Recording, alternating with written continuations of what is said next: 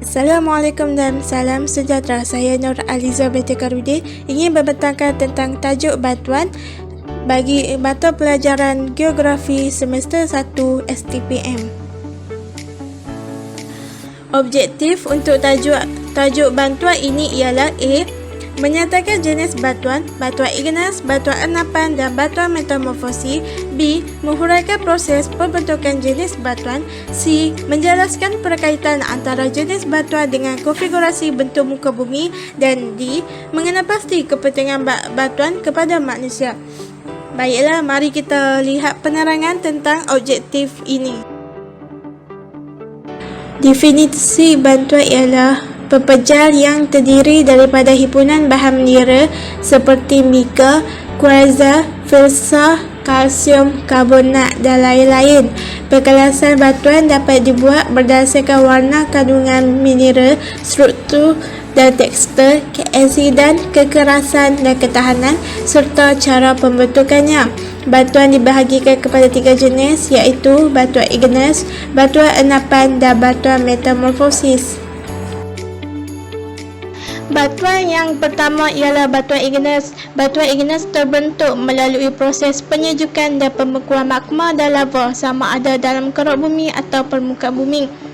Batuan igneous sangat kuat, tumpat dan keras, bertekstur hablo, tidak mempunyai fosil dan tidak berlapis-lapis. Batuan igneous terbahagi kepada 2. Yang pertama ialah batuan igneous rejahan. Batuan yang terbentuk hasil daripada pembekuan magma di dalam rekaha keruk bumi. Dan batuan yang kedua ialah batuan igneous terobosan. Batuan yang membentuk hasil daripada penyejukan magma di permukaan bumi. Batuan igneous rejahan terbentuk apabila magma yang keluar dari perut bumi membeku di dalam lapisan keruk bumi sebelum sampai ke permukaan bumi. Antara contoh batuan igneous rejahan yang pertama ialah granit. Granit berwarna cerah, mempunyai kandungan mineral, feldspath, kuarsa dan mica dan bertekstur kasar. Yang kedua pula gabbro berwarna gelap, mempunyai kandungan mineral utama feldspath, pyroxene dan olivine dan bertekstur kasar. Batuan igneous terobosan pula terbentuk apabila magma mengalir keluar ke permukaan bumi sebagai lava dan membeku di permukaan bumi. Sebagai contoh batuan igneous terobosan yang pertama ialah pumice. Pumice berwarna cerah, mempunyai kandungan mineral utama feldspath dan bertekstur berkaca. Yang kedua pula ialah basit. Basit berwarna gelap, mempunyai kandungan mineral utama pyroxene, feldspath dan olivine, bertekstur halus. Yang ketiga pula ialah obsidian, berwarna gelap, mempunyai kandungan mineral utama feldspath dan bertekstur berkaca. Batuan yang kedua ialah batuan endapan. Batuan endapan terbentuk secara berlapis-lapis akibat proses sementasi dan mampatan. Terbentuk dari bahan-bahan mendakan sisa bantuan, kelodak, pasir, lumpur, tanah liat, cengkerang, sisa tumbuhan dan haiwan yang telah mati atau fosil oleh ejen seperti air mengalir, ombak, angin dan gliseriak. Batu endapan terbahagi kepada 3. Endapan yang pertama ialah endapan klastik. Endapan klastik ialah proses pemadatan dan penyiminan serpihan batuan. Sebagai contoh, batu pasir. Yang kedua ialah endapan kimia. Hasil endapan bahan-bahan kimia atau mineral yang terlarut dalam semasa luluh hawa kimia seperti batu garam. Yang ketiga ialah endapan organik. Mendapat sisa tumbuhan dan haiwan yang telah mati seperti batu arang. Terdapat 2 proses penting dalam pembentukan batuan endapan. Proses yang pertama ialah proses pemadatan, berlaku apabila bahan-bahan endapan terkumpul secara selapis demi selapis. Lapisan bawah mengalami tekanan daripada lapisan atas apabila endapan semakin tinggi dan bahan endapan menjadi mampat dan melekat antara satu sama lain. Proses yang kedua ialah proses penyiminan. Bahan endapan yang kasar terlekat apabila adanya perikat. Bahan perekat seperti lepung, klasik dan silika akan memasuki ruang-ruang yang hujung antara menira yang kasar. Tekanan yang kuat akan menyebabkan air akan keluar dan bahan-bahan perikat akan terhablur dan mengikat.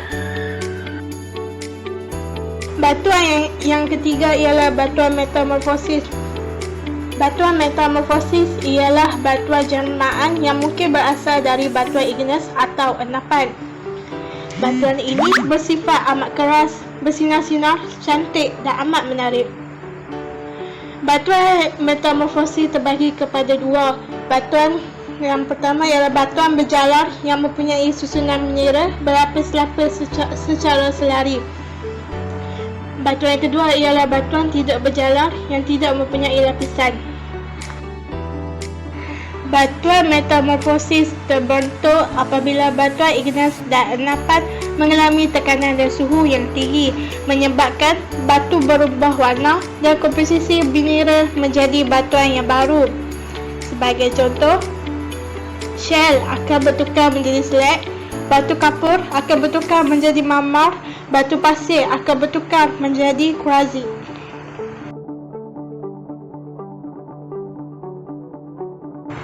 Batuan juga berkitar dan berubah-ubah mengikut ruang dan masa. Kitar batuan ditakrifkan sebagai perubahan yang dialami oleh batuan seperti kejadian batuan baru, pemusnahan batuan atau perubahan sifat fizikal dan kimia batuan akibat proses-proses dalaman atau luaran bumi. Dalam kitar batuan, zarah batuan mungkin bergerak dari beberapa meter hingga beribu-ribu kilometer jauh. Arah pergerakan zarah-zarah batuan ini berlaku sama ada secara ke atas, ke bawah atau secara mendatar. Yang pertama, proses gondolan yang berlaku membolehkan batuan igneous yang beku di dalam lapisan kerak bumi akan terdedah dan seterusnya turut mengalami luluh hawa dan hakisan. Luluh hawa dan hakisan akan memecah serta menghancurkan batuan igneous menjadi serpihan batuan atau partikel yang lebih kecil yang akan memulakan proses pemeledakan batuan mendak. Partikel batuan ini dibawa oleh ejen pengangkutan seperti air mengalir dan angin lalu dibendapkan di kawasan tanah rendah.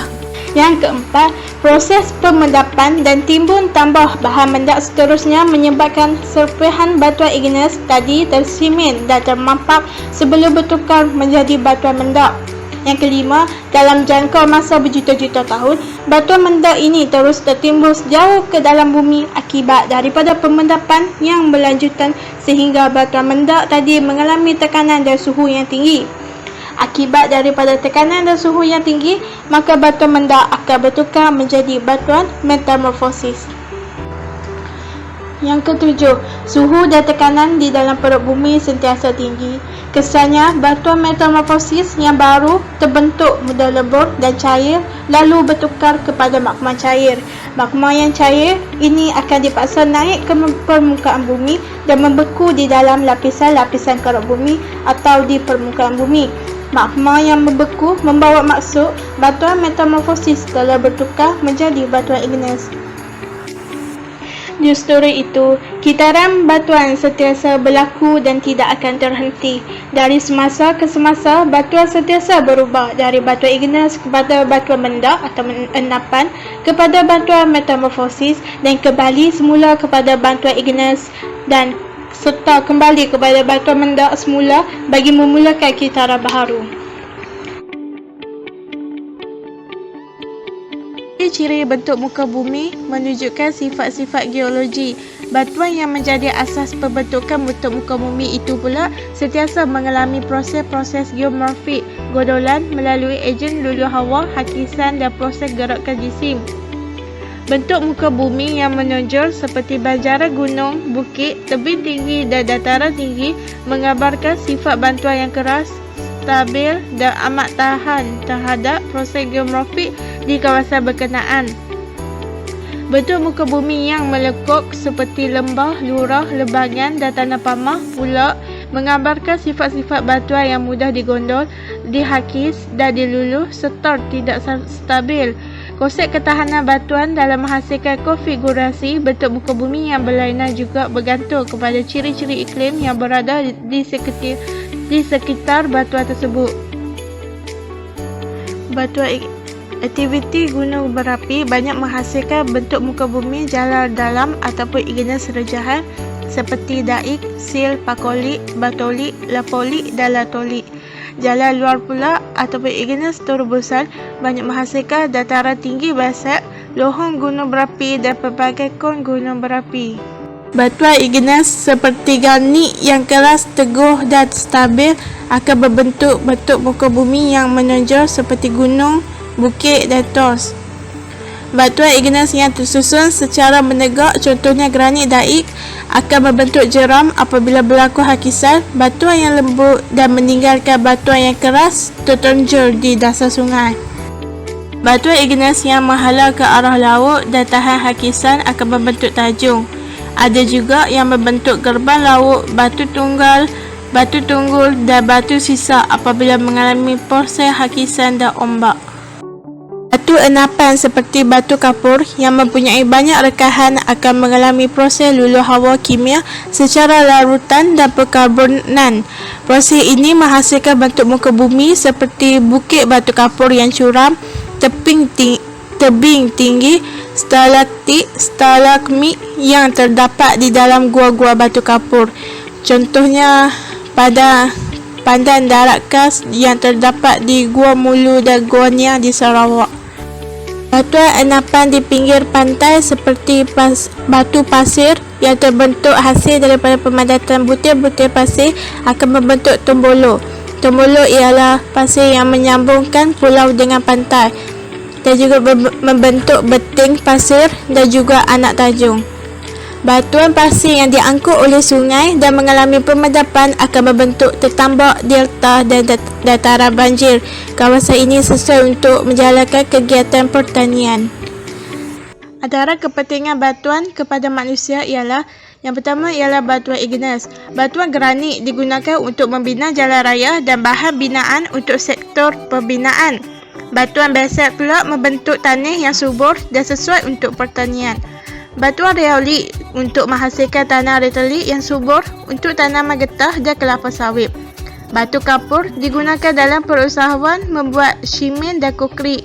Batuan enapan juga penting dalam bidang kajian fosil untuk mengira umur batuan kerana pelbagai episod sejarah hidupan di bumi pada masa lampau dapat ditentukan berdasarkan lapisan-lapisan fosil dalam batuan enapan.